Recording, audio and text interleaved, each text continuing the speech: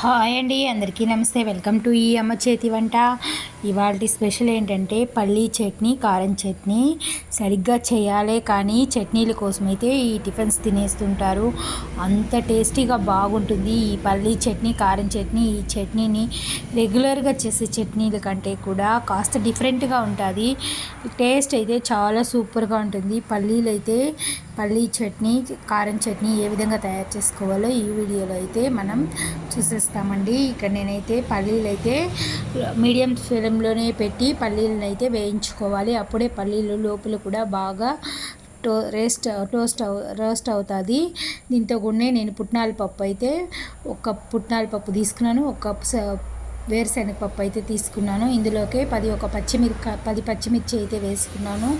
ఇది బాగా ఫ్రై అయిన తర్వాత ఇందులో మనం వాటర్ పోస్తే పప్పు నానిందంటే మనకైతే చట్నీ గ్రేవీ చిక్కగా వస్తుంది, నీళ్ళు లేకుండా. ఇక్కడైతే కారం చట్నీకి టమాటాలు 5 అయితే తీసుకొని కారం ఎండుమిరపకాయలు అయితే తీసుకొని మిక్సీ అల్లం వెల్లుల్లి తెల్లగడ్డ వేసి పేస్ట్ చేసుకున్నాను.